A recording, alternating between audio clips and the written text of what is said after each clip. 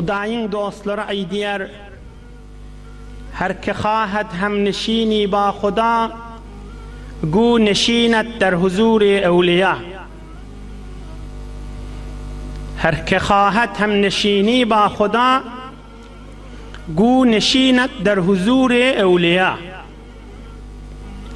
Hudaý bilen oturşasyň gelýän bolsa, Allah'ın huzuruna girecek bolsaň, Hudaýyň dostlary bilen oturuş diýipdir. Hudaýyň dostlary kim bolýar? Hudaýyň dostlary giňrekden açyklansa, daşy da içi de Allah Taala'nın buýrugy bilen awadalygy, daşy da içi de Hudaýyň barmy diýen zadyndan daşa düşüli. Hudaýyň dosty diýerler. Şu adamlar, şu jürek adamlaryň kepleri de derman, oturşmagy da derman, mehabbetleri de derman, nazarları da derman, hayır duaları da dermandır. Evliya diýdigi, Hudaýyň dostlary diýdigi, daşy da Allah'ın buýrugy bilen awadalygy, içi de Allah'ın ışqı bilen awadalygy, içinde bahilçilik, tekebbürlük, hasadet, birinin ayağından asılmak, birini zerer yetirmek, bir amanata hıyaneti deyinleyen bernameler içinden aýlanmayan adamlar Allah'ın dostudur. Her ki hahat hem neşini ba Huda, gu neşinet der huzuri evliya. Hudaý bilen oturşak bolsaň, Hudaýyň dostlary bilen oturşmaly. Allah Taala'nın goýan bernamesy şeýledi. Şonuň üçin Allah Taala peýgamberler iý beripdir. Bu peýgamberleň janişilleri, hak warisleri kıyamata çeli bolup durmaly. Bir zorly pir, hemmeňiz taniýaňyz bir murşid Rabbani, kamil, mükemmel, evliya adam, adamlaryň içinde yüz gören cennet görmez diýip yüz görmäni öz zamanyna insanlar terbiyet beren bir beýik arif, beýik Allah'ı tanıyan, tarihlarda Sultanul Arifin laqaby alan İmam Azam Ebu Hanife'den 50 yıl sonra yaşap giden İmam Azam Ebu Hanife'nin şagirdlerinden almalan ve şagirdlerinin almalan Hanafi mezhep bolup ýören Sultan Bayezid Bestami'den soratdyrlar. Hazreti Sultan Bayezid Bestami, Murşid-i Rabbani, Veli-i Hakkani, çyn Hudaýlyk evliya adammış. فَلَا تُزَكُّوا أَنفُسَكُمْ birini kan edafi öwüp bolmaýar. Görülüp duran ýagdaýlarynyň, edin işlerinden insanlar terbiyet beren ýagdaýyna görä birini hukm edilýär. Birini ýoksa edafi öwmek dogry däl. Bir tamam tarih, tamam ümmeti İslami ýanky aýdanyň şey diýär. Ama Magzamdan 50 yıl sonra dagy yaşan bir beýik evliya adamlaryň biri Sultan Bayezid Bestami. Ebu Hanife'nin şagirdlerinden almalydyr, şagirdlerinin de şagirdlerinden almalan adam. Şondan soratdyrlar, sen näçe ýaşyňda diýip. Sorulýa-da ýaş bir-birinin. Agam sen näçe ýaşyňda, ustad sen näçe ýaşyňda, şagird sen näçe ýaşyňda diýip.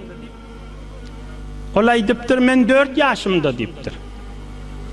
Aham bärki adam, "Uy näçe boldy 4 ýaşyňda diýen sen bir ulkan adam" diýipdir. Onda Sultan Bayezid Bestami bir pirlik jogap beripdir. Bir derman jogap beripdir. Olar tamam Allah köklediğinden näme kepleseler adamlara ders bolsun, terbiyet bolsun diýip kepleýänmişler da.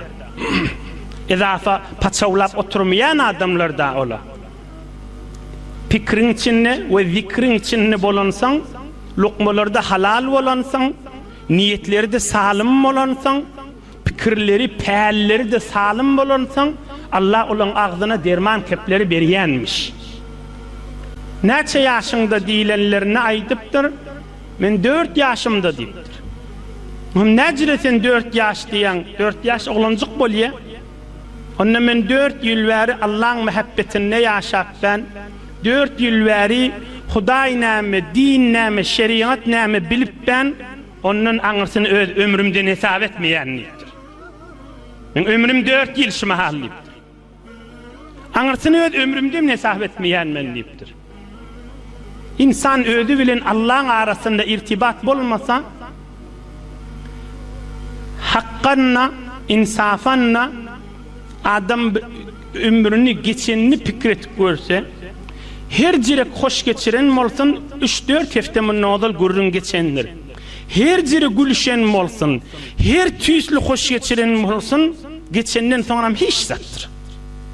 Geçenden sonra şu geçen gününü fikret görsün ama şu düğün geçen hafta gülüşüptür haram hilinin niýeýle şu geçipdir ayna äpberlen kağızy Allah'ın ömrü desip kağıza der desbal kağızy töwürlüp äpberlipdir tamam bolupdyr. Men ömrüm 4 ýyl bäri Allah'ın ışkyna mehabbetine şeriatyň içinde ýaşap ben. Kadimden jedidden sonra etipdirler Hudaýyň ışkyna girmäň ýoly näme diýip. Allah'ın mehabbetine girmek kysgaca pirleň arasynda geçýän gurrun şey. Keyfel wusul ila hadratillahi azza ve celle. Keyfel wusul ila huzurillahi azza ve celle. Allah'ın huzuruna girjek bolsaň ýol näme? Hudaýyň dostlary jogap beripdirler. Iň ansat ýoly, iň ýaqyn ýoly, iň zähmetsiz ýoly ýanky ýol Hudaýyň dostlary bilen oturşmak. Allah'ın dostlary bilen oturşmak.